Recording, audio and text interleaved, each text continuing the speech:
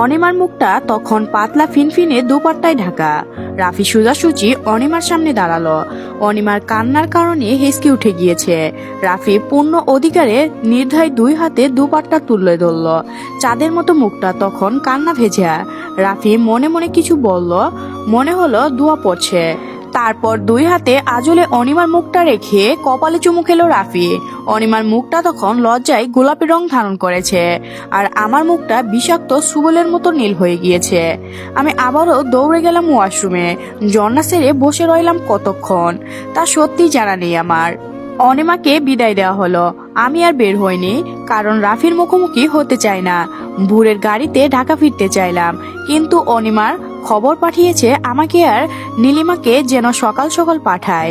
অনেক সুলচাতুরি দিয়েও বাঁচতে পারলাম না, তাই আমার আর নীলিমাকে সকাল সকাল পাঠানো হলো। না চাইতেও আরেকবার ফেসে গেলাম। নীলিমা বোরকা পরে, তাই ওর একটা বোরকা পরে নিলাম। সবাইকে বললাম নীলিমা ছোট, তবুও নেকআপ পরে যাবে, আর আমি ড্রেস পরে যাব। ভালো দেখাবে না বিষয়টা, তার চেয়ে বোরকা পরে যায়। রাফি কখনোই বোরকা পরনে আমাকে দেখেনি, নেকাবে তো আরো না। তবুও যদি কথা হয় রাফি ঠিকই বুঝে যাবে আমি কে। রাফির মুখোমুখি হলে কি হবে, এটা ভাবতে ভাবতে রাস্তা ফুরিয়ে গেল। রাফির কাজিন এলো আমাদের অনিমার কাছে নিয়ে যেতে। আমি ঘরে ঢুকলাম, অনিমা আমার দিকে তাকিয়ে রইল। কখনো বোরকা না পরার কারণে অনিমা হয়তো চিনতে পারছে না। আমি নেকআপ তুললাম, সে সোজা এসে আমাকে জড়িয়ে ধরলো। অনিমা সালোয়ার কামিজ পরে আছে। আমি যাওয়ার সাথে সাথে সে বলল, বোরকা খুল। আমি না করলাম। ও হয়তো একটু অবাক হলো। আমি বোরকা খুললাম না, তারপর অন্য কথায় গেলাম। পার্লারে সাজতে চেয়েছিল রে শিনু, তুই তো জানিস আমি কেমন। আমার অত সাজগুজ পছন্দ না, বলছি সাজবো না। অন্যের কাছে শাড়ি পরতে লজ্জা লাগে, তুই পরিয়ে দে। ও আমাকে নীল রঙের শাড়িটা পরিয়ে দিল। দরজা ও জানালা বন্ধ করে লাইট জ্বালিয়ে দিল। ব্লাউজ পেটিকোট পরে অনিমা আমার সামনে এলো, বলল তাড়াতাড়ি পড়া, সবাই আসার আগে। আমার প্রথমে চোখ পড়ল অনিমার গলায়। দবদবে গলার পাশে গুলগুল হয়ে রক্ত জমা হয়ে আছে। অনিমা আমার চোখে চোখ রেখেই লজ্জা পেল। সাথে সাথে আমার রক্ত ছলকে উঠল, বুকের মধ্যে ঝড় শুরু হলো। আমার একান্ত কাছের মানুষটা অন্যকে স্পর্শ করছে, আমাকে এটাও দেখতে হচ্ছে। চোখ সরিয়ে নিলাম। শাড়ির কুচি করতে গিয়ে একরকম অসংখ্য দাগ আমার চোখে পড়ল। সে যে তাকে গভীরভাবে ছুঁয়েছে তা বুঝতে পারলাম। দু চোখ ফেটে রক্ত বের হবে যেন, তবুও চুপচাপ শাড়ি পরালাম।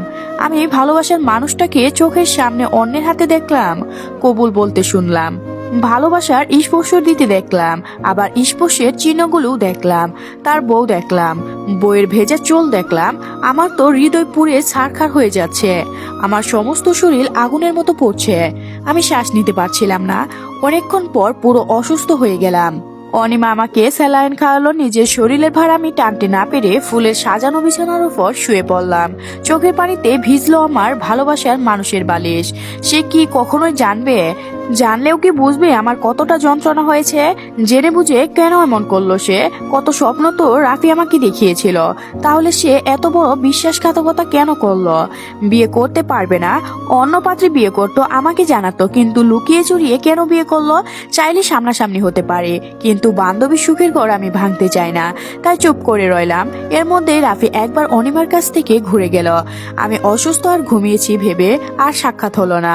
বাড়ি ভর্তি মানুষের ভিড়ে রাফির আর সময় হলো না ওপরের ঘরের আসার, মুখোমুখি হতেও হলো না। অসুস্থ এই আমাকে নিয়ে বাবা দ্রুত ঢাকায় ব্যাক করলেন। আমি সহ্য করতে না পেরে জ্ঞান হারালাম। 2 দিন হসপিটালে ভর্তি রইলাম। যেই দিন ফিরলাম সেই দিন রাতে ফোনের স্ক্রিনে ভেসে উঠলো কফিলিং রাফি। ফোন ধরলাম না, কয়েকবার ফোন বাজলো। রাত 10টায় মেসেজ এলো। মেসেজ ওপেন করে আমি ঘেমে উঠলাম।